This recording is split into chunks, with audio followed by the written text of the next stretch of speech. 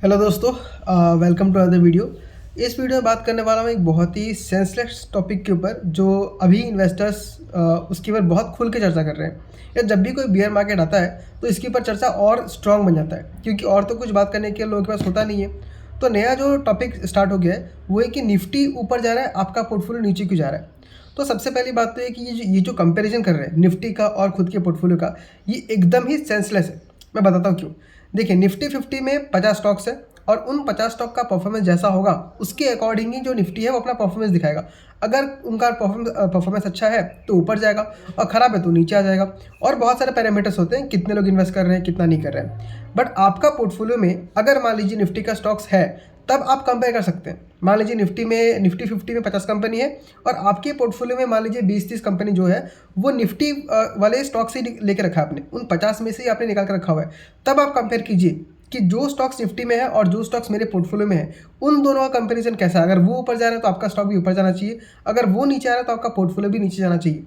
But अगर आपके portfolio में ऐसे स्टॉक्स है जो निफ्टी से कुछ लेन देन ही नहीं है तो फिर कंपेयर करके क्या फ़ायदा, कोई सेंस है? मतलब मान लीजिए ये तो ऐसा हो गया कि मैं चला रहा हूँ साइकिल और आप चला रहे बाइक और आप इन दोनों कंपेयर कर रहे हैं, कोई कंपैरिजन ही नहीं है। तो अगर आपका पोर्टफोलियो अगर डाउन जा रहा है तो आप जाके देखिए कि आपके स्टॉक्स में कुछ प्रॉब्लम तो नहीं है।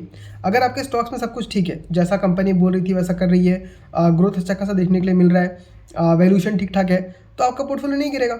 और मान लीजिए अगर आपका कंपनी सब कुछ सही है और फिर भी मार्केट गिर रहा है तो ये तो और अच्छी बात है ना, क्योंकि आपको क्या मिल रहा है, मौका मिल रहा है बाय करने के लिए, एवरेज करने के लिए। तो ये इस तरीके से आपको देखना है। ऐसा नहीं कि आप किसी भी कुछ भी सेंस लाके कभी निफ्टी से कंपेयर कर लिया खुद को, कभी उससे कंपेयर कर लिया। ये सब कंपैरिजन कीजिए, बट इसमें बहुत ज़्यादा घुस मत जाइए कि क्या हो रहा है क्या नहीं होने वाला है, कुछ ऑपरेटर घुसा हुआ है, कुछ ऐसा चल रहा है, कोई मार्केट को बढ़ने नहीं दे रहा है। ऐसा कुछ भी नहीं, कोई एक आदमी कंट्रोल नहीं कर सकता मार्केट को। क्योंकि एक कंपनी में मान लीजिए कोई भी कंपनी ले लीजिए, उसमें 40-50-60 हज़ार, 1 लाख 2 लाख इन्वेस्टर्स रहते हैं। तो कोई एक इन्वेस्टर कैसे कर सकता है?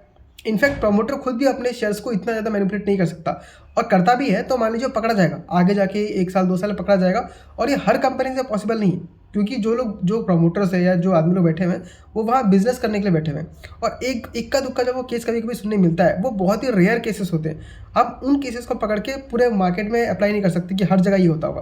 और आपने देखा भी होगा, जहाँ भी होता है वो आज नहीं तो कल पकड़ में आ ही जाता है। जैसे कि ये IEX में हुआ था, जो आपका कोई एक मतलब जो गवर्नमेंट पोस्ट पे थे, उन्होंने कुछ इसके इन्फॉर्मेशन का कि IEX के ऊपर जो कपलिंग लागू होने वाला था इसका गलत इस्तेमाल किया, इस नॉलेज का, तो पकड़ी गई ना वो। तो ऐसा होता है कि जो भी कुछ कंपनी प्रॉब्लम होगा तो कंपनी वाइज प्रॉब्लम होने वाला है, पूरे इंडेक्स को कंपेयर मत कीजिए। हाँ, अगर आपको देखना है कि आपने मान लीजिए किसी म्यूचुअल फंड में ला कर रखा हुआ है और उस म्यूचुअल फंड जो इंडेक्स जो कंपेयर करता है, मान लीजिए वो निफ्टी 50 का है, तब आप कंपेयर कर सकते हैं कि निफ्टी तो बढ़ रहा है बट मेरा म्यूचुअल फंड परफॉर्म नहीं कर पा रहा है, क्योंकि आपने अपना पैसा किसी और को दिया हुआ है मैनेज करने के लिए।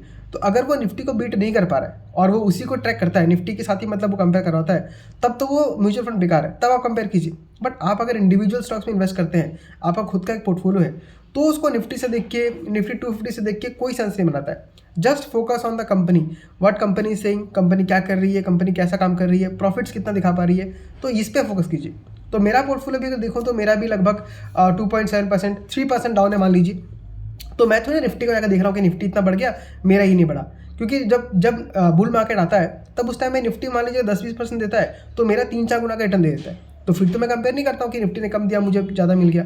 तो ये सब चीज़ें बकवास में टाइम वेस्ट मत कीजिए। क्यों गिर रहा है, हर चीज़ का रीज़न जाना जरूरी नहीं है। आपको सिर्फ फोकस करना है कंपनी के ऊपर।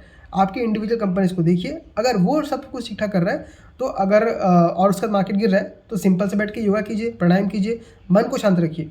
और अगर आपसे इतना वॉलेटिलिटी हैंडल नहीं होता है तो फिर आप म्यूचुअल फंड बना के छोड़ दीजिए, क्योंकि फिर अगर आप वॉलेटिलिटी को हैंडल नहीं कर सकते ना तो रिटर्न आपसे बनेगा ही नहीं बनेगा। क्योंकि मान लीजिए अगर आप 4-5% का फॉल अगर आप सह नहीं पाते तो फिर आपको मतलब कि जब पैसा बनेगा तो आपको 20-30% में आपका फिर हाथ खराब होने लग जाएगा, आप वो 30% बुक करके निकल जाएंगे, जबकि स्टॉक्स आपका बहुत ज़्यादा रिटर्न दे सकते हैं।